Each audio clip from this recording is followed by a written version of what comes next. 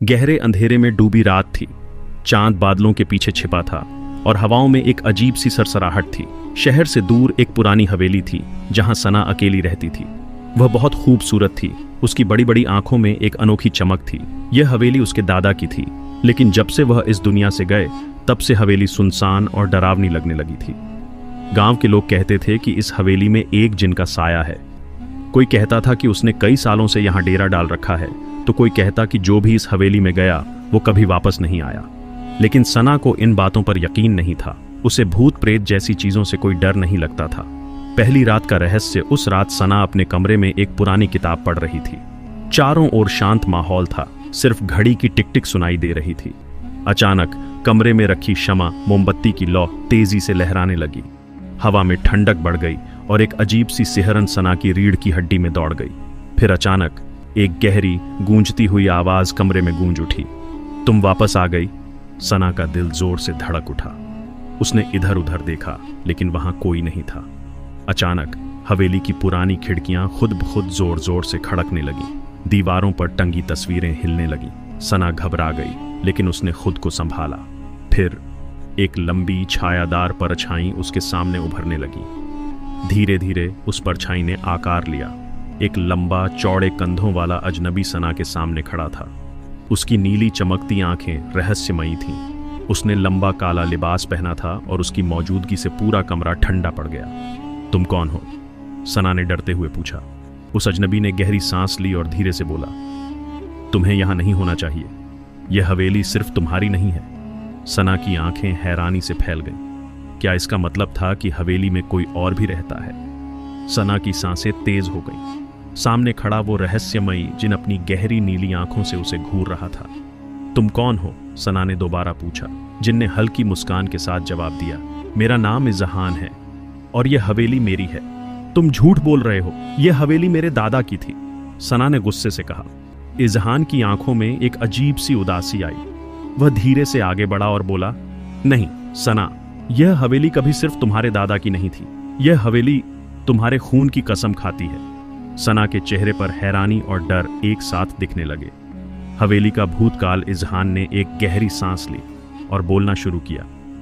सैकड़ों साल पहले इस हवेली में एक शहजादी रहती थी, शहजादी सनाया। वह तुम्हारी ही तरह खूबसूरत और बहादुर थी, लेकिन उसे इस दुनिया ने धोखा दिया। उसके अपने ही लोगों ने उसे इस हवेली में कैद कर दिया। सना ने हैरानी से पूछा, लेकिन इसका मुझसे क्या लेना देना? इजहान ने धीरे से जवाब दिया, क्योंकि शहजादी सनाया तुम्हारी पूर्वज थी और यह हवेली तुम्हारी किस्मत से जुड़ी हुई है। सना के पैरों के नीचे से जमीन खिसक गई। उसे कभी नहीं पता था कि उसका कोई रहस्यमयी अतीत भी है। हवेली की दीवारों में छुपा एक राज। सना ने हिम्मत जुटाकर पूछा, अगर यह हवेली मेरी है तो तुम यहां क्या कर रहे हो? इजहान की आंखें गहरी हो गईं। उसने धीरे से कहा, क्योंकि मैं इस हवेली का रखवाला हूं और क्योंकि मैं खुद भी इस हवेली का कैदी हूं। सना के रोंगटे खड़े हो गए। कैदी? लेकिन क्यों? इजहान ने सना की आंखों में देखा और धीरे से कहा, क्योंकि मैंने शहजादी सनाया से प्यार किया था और उसकी मौत का इल्जाम मुझ पर लगा दिया गया था। सना सन्न रह गई। हवेली की ठंडी हवाएं और भी तेज हो गईं। क्षमादान की लौ कांपने लगी। जैसे ही इजहान ने अपनी बात पूरी की, अचानक दीवारों से अजीब सी फुसफुसाहट आने लगी। सना, अब तुम इस हवेली में सुरक्षित नहीं हो। इजहान की आवाज गहरी हो गई। क्यों? क्या होने वाला है? सना ने डरते हुए पूछा। इजहान ने आंखें बंद की और धीरे से कहा, अब वो जाग गई है। सना की धड़कन तेज हो गई। हवेली की दीवारों से निकलती फुसफुसाहट अब तेज हो रही थी। हवा में अजीब सी गूंज थी, जैसे कोई अनदेखी शक्ति जाग रही हो। वो कौन है इजहान? सना ने घबराकर पूछा। इजहान की आंखें गहरी हो गईं। उसने ठंडी सांस लेकर कहा, वो शहजादी सनाया की आत्मा है और अब जब तुम यहां आ गई हो वो तुम्हें जाने नहीं देगी। सना ने घबराकर पीछे हटना चाहा, लेकिन तभी हवेली के दरवाजे खुद ब खुद बंद हो गए। हर खिड़की पर भारी पर्दे गिर गए। कमरे में अंधेरा छा गया और मोमबत्तियों की लौ नीली हो गई। अचानक एक भारी और गूंजती हुई हंसी पूरे कमरे में गूंज उठी। तुम वापस आ गई सना। सना ने झटके से पीछे देखा। सामने हवेली के पुराने शीशे में एक परछाई दिख रही थी, एक औरत की, जिसके लंबे बाल हवा में उड़ रहे थे और उसकी आंखें सुर्ख लाल थीं। सनाया की आत्मा की दहशत। सना की सांसें अटक गईं। तुम कौन हो? उसने कांपती आवाज में पूछा। परछाई में खड़ी औरत ने धीरे धीरे आगे कदम बढ़ाया। उसके बढ़ते ही हवेली की दीवारों से अजीब सी चीखें निकलने लगीं। मैं सनाया हूं और तुम मेरी विरासत हो। इजहान ने सना का हाथ पकड़ा और फुसफुसाया, हमें यहां से निकलना होगा। लेकिन सना अब तक समझ नहीं पा रही थी कि यह सब क्या हो रहा है। अगर वो मेरी पूर्वज थी तो मुझे क्यों मारना चाहती है? इजहान ने गहरी आवाज में जवाब दिया, क्योंकि उसे लगा था कि उसे धोखा दिया गया था। अब वो किसी को इस हवेली से जिंदा नहीं जाने देगी। हवेली की सच्चाई सना की आंखों में डर और गुस्सा दोनों थे। तो क्या इसका कोई रास्ता नहीं? उसने इजहान से पूछा। इजहान ने सिर झुका लिया। एक ही तरीका है, तुम्हें उसे साबित करना होगा कि तुम उसी की खून हो। तुम्हें इस हवेली का असली वारिस बनना होगा। सना की आंखें फटी की फटी रह गईं। कैसे?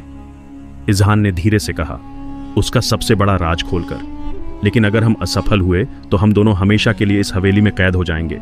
हवा तेज चलने लगी। कमरे के चारों ओर परछाइयां घूमने लगीं। सनाया की आत्मा अब और भी नजदीक आ चुकी थी। अब तुम्हारे पास समय नहीं बचा सना। उसकी गूंजती हुई आवाज पूरे महल में फैल गई। हवेली की दीवारें थरथराने लगीं। सनाया की आत्मा अब पूरी तरह जाग चुकी थी। उसकी लाल जलती हुई आंखें सीधे सना पर टिकी थीं। तुम मेरी विरासत को छूने नहीं दोगी, उसकी आवाज गूंजी। इजहान ने सना का हाथ कसकर पकड़ा। अगर हमें जिंदा बचना है तो तुम्हें सनाया का सबसे बड़ा राज खोलना होगा। गुप्त कक्ष का रहस्य। सना को अचानक अपने दादा की कही बात याद आई। अगर हवेली कभी तुम्हें बुलाए तो दीवारों की दरारों में जवाब ढूंढना। सना ने झटके से पीछे मुड़कर देखा। हवेली की सबसे पुरानी दीवार पर कुछ उकेरा हुआ था। वो देखो, सना ने इजहान को दिखाया। इजहान ने फौरन दीवार को छुआ। अचानक पूरी हवेली हिल उठी और दीवार में एक गुप्त दरवाजा खुल गया। सच्चाई का सामना। सना और इजहान तेजी से उस दरवाजे के अंदर घुसे। वहां एक पुराना आईना रखा था जो किसी जादू से चमक रहा था। यही है सनाया की आत्मा का असली कैद खाना, इजहान ने कहा। जैसे ही सना आईने के पास पहुंची, उसमें सनाया का असली अतीत दिखने लगा। सनाया को धोखा उसके अपने लोगों ने दिया था। किसी जिन का कोई दोष नहीं था। उसे अपने ही परिवार ने इस हवेली में बंद कर दिया था और उसकी आत्मा अब तक सच्चाई के लिए भटक रही थी। सना ने आंसू भरी आंखों से कहा, सनाया, तुमने हमें गलत समझा। इजहान तुम्हारा दुश्मन नहीं था। तुम्हारे अपनों ने ही तुम्हें धोखा दिया था। सनाया की आत्मा अचानक ठहर गई। हवेली में बहने वाली ठंडी हवा थम गई। क्या सच में? उसकी आवाज कमजोर पड़ गई। सना ने धीरे से आईने की ओर हाथ बढ़ाया। अब समय आ गया है कि तुम आजाद हो जाओ। तुम्हारा इंतजार अब खत्म हुआ। जैसे ही सना ने आईने को छुआ, एक तेज रोशनी फैल गई। हवेली का अंधेरा छौंटने लगा।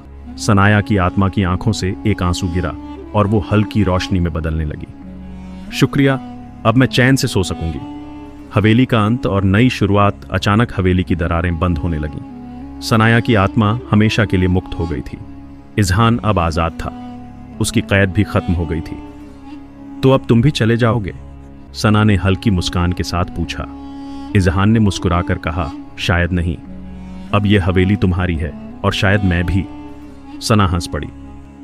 अगर आपको यह कहानी पसंद आई तो हमारे चैनल को सब्सक्राइब करना ना भूलें। हम आपके लिए ऐसी ही रोमांचक और दिल दहला देने वाली कहानियां लाते रहते हैं। सब्सक्राइब करें और हमारी अगली धमाकेदार कहानी सबसे पहले देखें।